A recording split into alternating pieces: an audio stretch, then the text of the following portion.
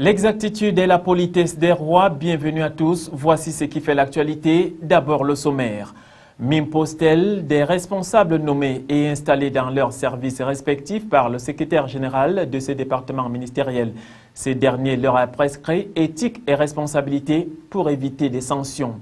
Sago, acte 2, tout faire pour éviter le fiasco de la première édition. Le MINCOM fait un appel du pied aux promoteurs du Salon de l'action gouvernementale prévu dans quelques jours à Yaoundé.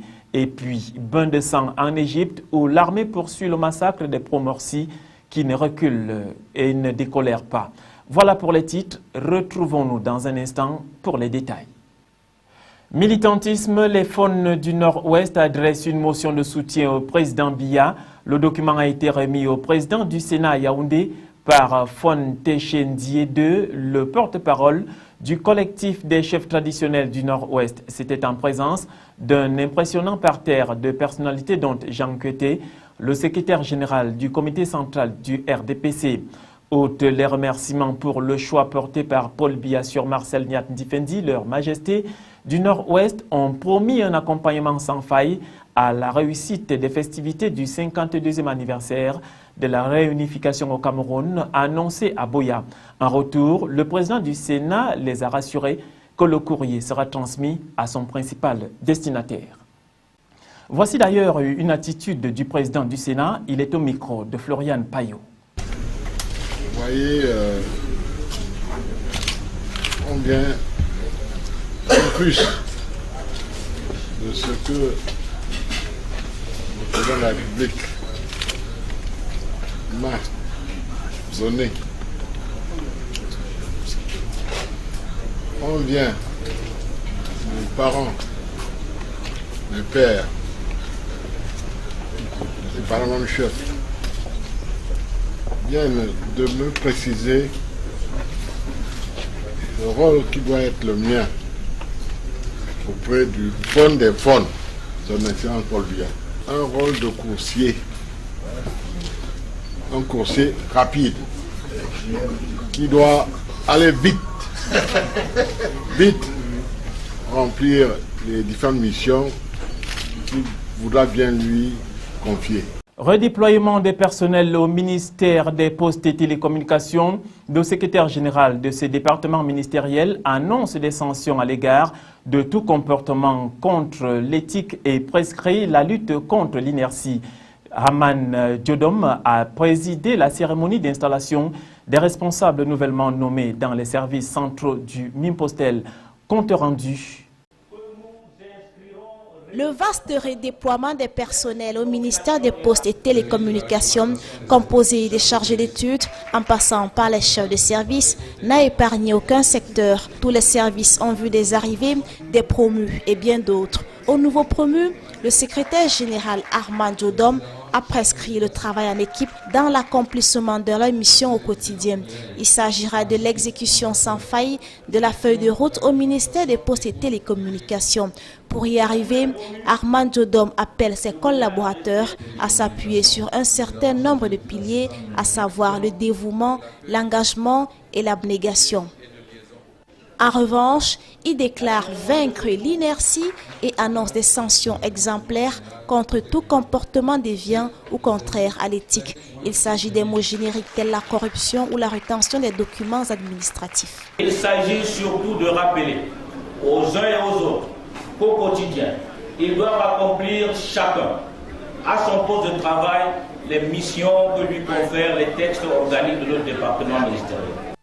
Le dire et déploiement des personnels doit être perçu comme une invite à plus d'efforts pour mériter davantage la confiance de la hiérarchie, va-t-il préciser dans son adresse à l'endroit de ses collaborateurs. C'était Bintou. À présent, certains heureux promus se sont exprimés. Ils sont au micro de Salmon Foué. Je suis vraiment très émue et ma première impression, c'est que je dois me mettre vraiment au travail et pour confirmer la confiance qu'on a mise en moi. Mes impressions sont celles de quelqu'un de très satisfait, mais aussi quelqu'un de déterminé qui tient à fournir tous les efforts nécessaires pour mériter le poste qu'on vient de lui accorder. En politique, avalanche de démissions dans l'UNDP et l'ADD à Garoua. Ces anciens militants de l'opposition ont rejoint les rangs du RDPC, le Rassemblement démocratique du peuple camerounais. C'était au cours d'une cérémonie à laquelle prenait part le sous-préfet de l'arrondissement de Garoua 2, François Mabaya Isomba, et le président Saliou Mouleur de la section RDPC Benue Centre 2. Amadou Bello, Giscard Bonnier, reportage. La cour de la résidence d'Amadou Sardaouna a fait foule et ce malgré la forte pluie qui s'est abattue dans la ville de Garoua. Militants et sympathisants du RDPC, le Rassemblement démocratique du peuple camerounais, ont ainsi bravé les intempéries pour aller accueillir les nouvelles recrues venues d'ailleurs. 450 transfuges de l'UNDP et de l'ADD ont choisi de déposer leurs valises dans la section RDPC Benue Centre 2. Ils ont été présentés à leur famille d'accueil au cours d'un meeting grandeur nature organisé par Amadou Sardaouna. Ce dernier a salué la clairvoyance des nouveaux venus qui ont choisi de rallier le RDPC, le parti qui mène à la victoire. Le sénateur Youssouf Adawa lui a emboîté le pas à la tribune des allocutions pour magnifier l'intelligence des nouveaux camarades. Pour lui, cet acte de ralliement au RDPC revêt une double signification. D'abord, la fin de la navigation à vue pour ces courageux militants dans leur désir de militer au sein d'une formation politique et prise des valeurs démocratiques et de partage. Ensuite, les opposants d'hier ont compris le jeu de leurs leaders qui n'ont que leurs intérêts à défendre auprès de celui qu'ils prétendent combattre pour accéder au pouvoir. Youssouf Adawa a plaidé pour que cette supercherie prenne fin et que ceux qui traînent encore le pas rejoignent très rapidement les rangs du RDPC où l'on milite pour une cause commune, à savoir le développement socio-économique du Cameroun. Dans le même registre et plus précisément s'agissant du contentieux préélectoral, la Cour suprême, agissant comme conseil constitutionnel, a bouclé cette semaine l'examen de 74 recours. La plupart des recours a été rejeté au motif du non-respect de l'aspect genre des composantes sociologiques ou l'incomplétude des dossiers exigibles. La haute juridiction a ordonné à Elecam de recevoir les dossiers de candidature du MRC de Maurice Kamto. L'énoncé de cette décision enjoint également le Conseil électoral de procéder sans délai à l'examen des dites candidatures pour le compte des circonscriptions électorales du Mfundi, de Vouri-Est, des Hauts-Plateaux et des Bamboutos. Retour sur 2 journées d'audience. Le Conseil constitutionnel a autorisé la réhabilitation des listes de la NDP et du BRIC en compétition respectivement dans le Mayo-Tchanaga Est et le Mayo-Tchanaga Nord. Il a en revanche déclaré inéligible le candidat Wourlina Kampete de la liste RDPC en course dans le Mayo-Danaï Est et a ordonné son remplacement. De tous les dossiers mis en délibéré, seul le MRC est autorisé à remettre sa liste en compétition dans la circonscription électorale de la Lekié Est. De nombreux recours ont été rejetés au motif qu'ils n'auront pas respecté l'aspect genre, les composantes sociologiques ou l'incomplétude des pièces éligibles. Le RDPC a été débouté dans la Menoie où le parti au pouvoir sollicitait le rejet de la liste du PADEC de Maître Jean de Dieu Momo et celle du SDF de Nidjon Frundi. Le plat de résistance de cette deuxième journée marathon consacrée à l'examen des recours aura été la décision à l'unanimité des membres du Conseil de remettre en course les déclarations de candidature du mouvement républicain du Cameroun, le MRC de Maurice Kamto. La haute juridiction qui a procédé à la jonction des recours a ordonné à Elecam de recevoir les dossiers de candidature du MRC. L'énoncé de cette décision enjoint également le Conseil électoral de procéder à l'examen des dites candidatures pour le compte des circonscriptions électorales du Mfundi, de Vouri-Est, des Hauts-Plateaux et des Bamboutos, ceci sans délai. Deuxième édition du Salon de l'action gouvernementale. Après l'échec de la première édition, Issa Tiroma Bakari, le ministre de la Communication, fera une échelle courte aux promoteurs de ce forum qui aura lieu du 20 au 23 août prochain au Palais des Sports de Yaoundé. Il l'a annoncé au cours d'un point de presse donné à Yaoundé. Et déjà, le thème retenu pour cette deuxième édition est « Travail gouvernemental au cœur de l'émergence ». Il s'articulera autour des conférences, des expositions et des séminaires. Sur les objectifs du SAGO 2013, voici les précisions du ministre Issa Tiroma Bakari. Vous allez découvrir l'engouement qu'il y a. Est-ce que vous pensez que s'il n'y avait pas intérêt, il y aurait eu un tel engouement? Le Salon de l'action gouvernementale se fixe donc un objectif global, notamment l'apport de la visibilité à l'action des pouvoirs publics par rapport à leur rôle régalien de promotion de l'ensemble des secteurs d'activité de notre pays dans la perspective d'un Cameroun émergent tel que voulu par le chef de l'État, son Excellence M. Renaud. C'est ce qui justifie le thème de ce salon, le travail gouvernemental au cœur de l'émergence. Le SAGO se déroulera sous l'auspice des objectifs spécifiques relatifs au dynamisme du travail gouvernemental, à savoir appuyer à la synergie de l'action des pouvoirs publics, soutenir une action transversale du déploiement gouvernemental, promouvoir l'image du Cameroun et partant celle du pays tout entier. Il y a 5 ans, jour pour jour, que Bakassi a été officiellement rétrocédé à l'État du Cameroun, 11 ans après que la Cour internationale de justice CIJ ait rendu son verdict, 7 ans après la signature à New York, aux États-Unis, de l'accord historique de Green Tree, le 14 août 2013 met fin à la période transitoire permettant l'exécution de l'arrêt. La souveraineté camerounaise est donc définitivement acquise sur la péninsule de Bakassi. La suite, c'est dans ce reportage.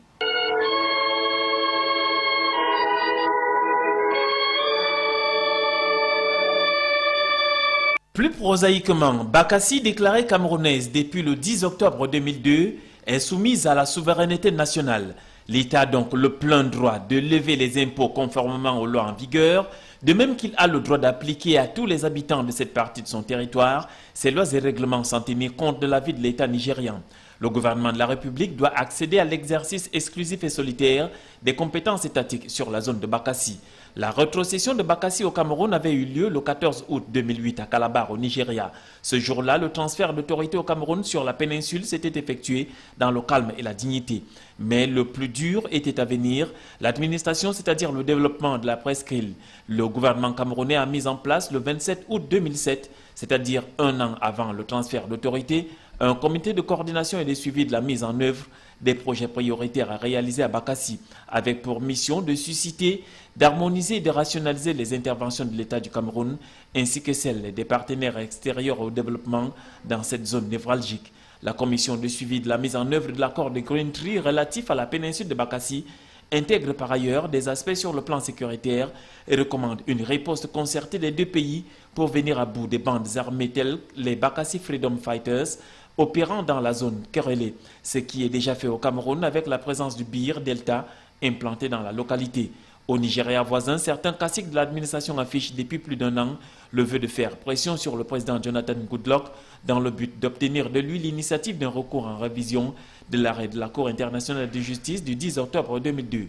Ces derniers agitent la menace des élites du delta du Niger qui disent redouter une guerre civile au-delà du 14 avril 2013. Conscient que ce recours n'a aucune chance de prospérer sur le plan purement juridique, le chef de l'État nigérian a simplement opté pour l'application de l'arrêt. Déchets et emballages non biodégradables, Douala a reçu cette semaine la visite de Hélé Pierre. Le ministre de l'Environnement, de la Protection de la Nature et du Développement durable a fait le déplacement de la capitale siège des institutions économiques pour asseoir la mise en œuvre des textes d'application de la loi cadre relatif à la gestion des déchets et des emballages non biodégradables. Les précisions de Benoît Dogmo et de Divinapi. Environ 10% de 6 millions de tonnes de déchets municipaux sont produits annuellement au Cameroun et 1500 tonnes de déchets produits au quotidien dans la capitale économique. Une situation qui inquiète le gouvernement vu l'impact négatif qu'elle cause sur l'environnement. L'objectif global de cette rencontre de concertation est d'évaluer le niveau de mise en œuvre de tous les textes relatifs à la gestion des déchets au regard du décret numéro 2012-2809 PM du 26 septembre 2012, fixant les conditions de tri, de collecte, de stockage, de transport, de récupération, de recyclage et de traitement et élimination finale des déchets, qui stipule en son article 37 que les opérateurs économiques intervenant dans la chaîne de la gestion des déchets disposent de 18 mois à compter de la date de signature pour se conformer aux dispositions du dit décret. Ainsi, après chaque 3 mois, une descente sera effectuée sur le terrain par les responsables du ministère afin d'évaluer le niveau de mise en pratique de la décision ministérielle par les producteurs, fabricants, consommateurs des emballages non biodégradables. Ces derniers apprécient plus ou moins l'initiative. Ça vient après nommer parce que ça va créer d'autres emplois. Vous savez, il y a beaucoup de jeunes, beaucoup de Camerounais qui sont en chômage. Ils vont se spécialiser dans les différents cas. C'est arrivé à point nommé aussi parce que nous souhaiterions que les autorités locales, c'est-à-dire de chaque localité, s'appuient sur ces textes pour qu'on voit apparaître leur application réelle. Nous disons que la décision du ministre constitue une avancée, pourvu qu'elle soit précise, qu'elle ne soit pas source de conflit.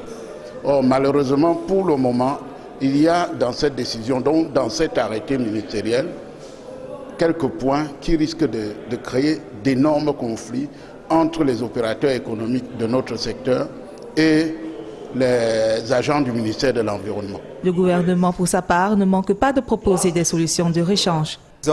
Nos matières, nos objets naturels que nous avons, nos paniers, nos tissus, nos sacs en tissu, nos papiers, ainsi de suite. Ça, c'est très simple. Ça a moins de conséquences et on sauve la santé de la population, des animaux et également on favorise une production intensive.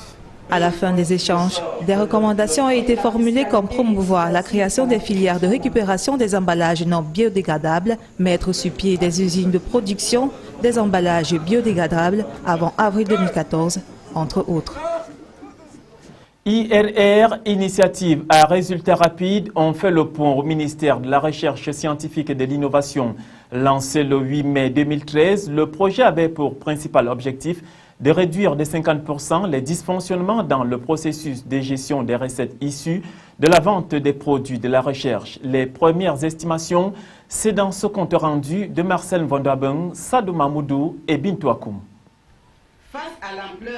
La première décade horaire est à sa moitié au moment où le docteur Madeleine Twenty, la ministre de la Recherche scientifique et de l'Innovation, par ailleurs leader politique des initiatives à résultats rapides, les IRR, entre dans la salle de conférence du Centre national de l'éducation, le CNE. La ministre de la Recherche scientifique et de l'Innovation, entourée pour la circonstance du leader stratégique, par ailleurs inspectrice générale, et de la secrétaire générale de son département ministériel, constitue le panel féminin qui lance la liturgie évaluative des IRR. Devant une assistance studieuse, mais surtout déterminée à voir le point de cette première initiative, les différents acteurs passent en revue les challenges et autres acquis de ce projet. Ainsi, les établissements témoins, à savoir l'IRAD, l'IMPN, l'INC, puis la MIPROMALO, s'accordent sur l'impact des IRR sur le cours de leurs activités respectives, soit une nette hausse de productivité de près de 30%. Une hausse qui s'inscrit dans la visée du ministère de la Recherche scientifique et de l'Innovation, leader politique des IRR, dans le but de réduire de 50% les dysfonctionnements dans le processus de gestion des recettes de la vente des produits de recherche, mais surtout l'éradication de la privatisation des résultats de recherche. À cet atome, il faut greffer la franche collaboration entre le ministère de la Recherche scientifique et de l'Innovation et les 4 établissements pilotes subventionnés. Toutefois, leader politique stratégique et partenaire, la politique des initiatives à résultats rapides, les IRR, doivent tout mettre en œuvre pour assurer la disponibilité du livre-journal au niveau des caisses et garantir l'implémentation d'une procédure standard de gestion des revenus des produits recherchés. Dans le souci, comme je le disais.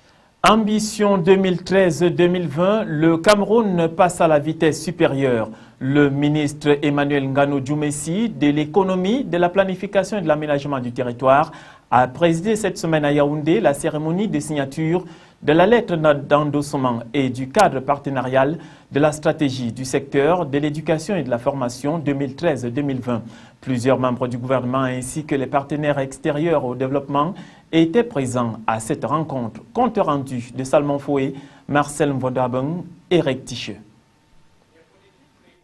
Initiée conformément aux prescriptions du document de stratégie pour la croissance et l'emploi adopté en 2009, la nouvelle stratégie de l'éducation est bâtie suivant les orientations politiques de développement du système éducatif camerounais en liaison avec les ambitions socio-économiques du gouvernement qui entend mettre un accent sur la formation du capital humain pendant la période 2013-2020. Concrètement, il sera question de développer l'enseignement préscolaire communautaire en milieu rural, stimuler la demande de scolarisation des enfants issus des couches vulnérables, accroître l'offre de formation dans les filières scientifiques et technologiques en adéquate avec les besoins économiques du Cameroun. Il s'agira aussi de doter les écoles primaires publiques en manuels scolaires essentiels et en matériel didactique avec une priorité pour les zones défavorisées, d'élaborer et de mettre en place des plans de formation continue pour les enseignants et mutualiser les ressources éducatives.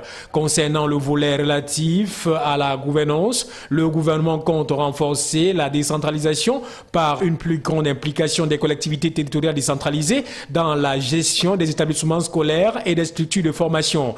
Il est en outre envisagé la suppression des maîtres de parents d'élèves par la contractualisation de ceux recensés dans des écoles et la promotion de la polyvalence des enseignants du secondaire. Le coût global de cette stratégie pour la période triennale 2013-2014 est estimé à 856 milliards de francs CFA. OHADA, le droit des affaires en Afrique, expliqué aux populations pour une bonne connaissance de cette institution. C'est à l'occasion des 20 ans de l'OHADA qui se célèbre cette année. Une communication relative à cet anniversaire a eu lieu le 14 août dernier à Yaoundé. En voici l'économie. Cette cérémonie avait en trame l'annonce de la semaine de l'OHADA au Cameroun qui va s'étaler du 22 au 26 octobre prochain au Palais des Congrès de Yaoundé. L'une des responsables exprime ici sa motivation. Il faut dire que nous avons décidé de mettre en contexte les acteurs économiques venant de divers aires géoéconomiques du monde, à savoir l'Afrique du Sud, d'Asie, d'Inde, d'Europe et le Nigeria qui est un très grand marché et qui gagnerait à appliquer le droit OHADA qui s'ouvre de plus en plus aux familles juridiques anglophones, n'est-ce pas, sont déjà engagés et nous sommes sûrs que les entreprises nigérianes seront au Cameroun. Pour que nul n'en ignore, l'OHADA a été créé par le traité relatif à l'harmonisation du droit des affaires en Afrique, signé le 17 octobre 1993 à Port-Louis, à l'île Maurice, traité révisé à Québec, au Canada, le 17 octobre 2008.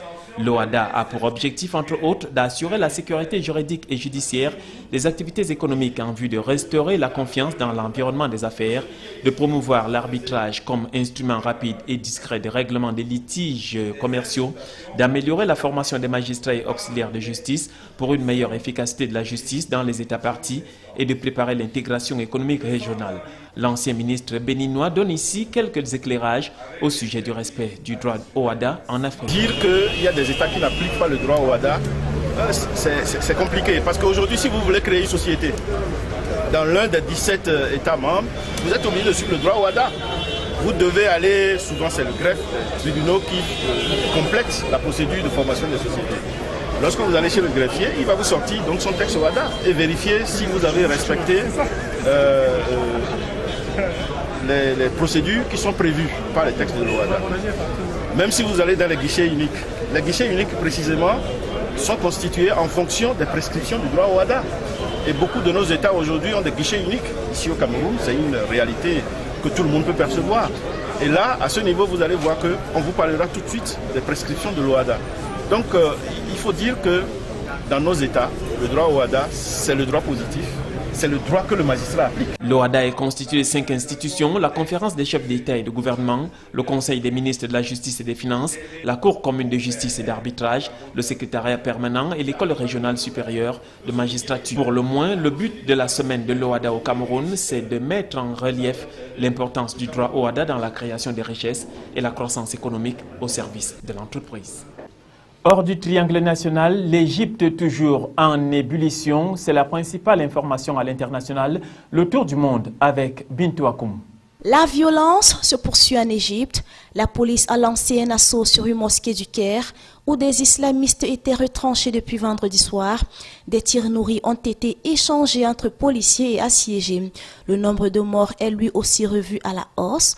Au moins 163 personnes ont été tuées dans toute l'Égypte en 24 heures, selon le dernier bilan communiqué par le gouvernement.